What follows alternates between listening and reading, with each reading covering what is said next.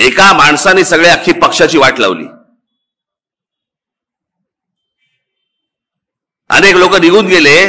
त्या लोकांना हे म्हणतात गद्दार आहेत. अरे गद्दार तर घरात तिथे बसलाय ज्यांनी पक्षाशी गद्दारी केली.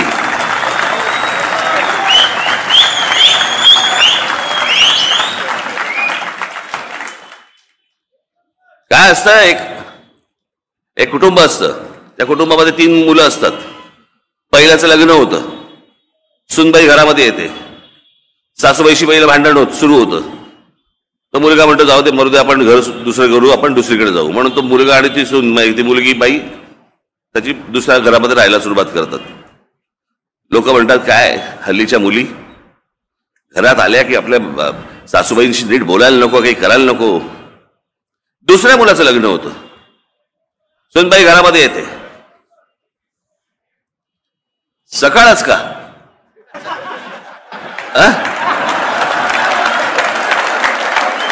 बसा, शांत बसा. मी रविवार असता तरी मी समजू शकलो असतो. सोमवारी पण दुकानदार आहे का बंद करून आलेला गुमास्ता? बस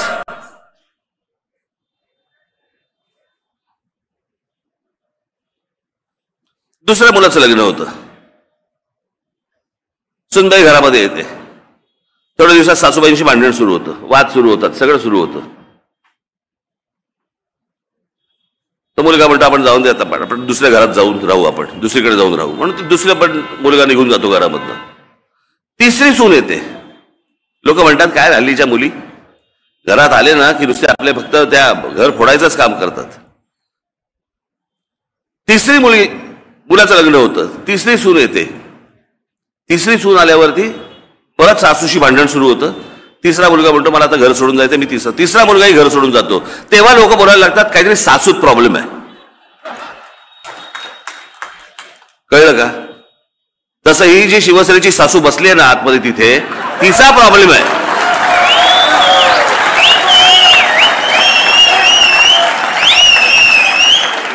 ही जी मुलं सोडून गेली ना त्यांचा नाही प्रॉब्लेम सासूचा आहे. मला असं वाटतं की ही गोष्ट आपण नीट समजून घेतली पाहिजे की हे या लोकांनी जे तुमच्या मतांचा जो अपमान केलाय, या लोकांना तुम्ही अद्दल घडवली पाहिजे, शिकवली पाहिजे. तुमच्या मतांचा जो अपमान झाला त्याचा बदला तुम्ही घेतला पाहिजेत. मला असं वाटतं ही निवडणूक त्याची आहे. महाराष्ट्रामध्ये मी जे सतत सांगतोय ना की ज्या या सगळ्या गोष्टींची ज्यांनी प्रतारणा केली ना ते जर परत जर समजा निवडून आले, मला असं वाटतं महाराष्ट्र संपला म्हणून समजायचं तुम्ही. पुढे काय नाही होऊ शकत आणि पुढे काय होऊ नाही शकत.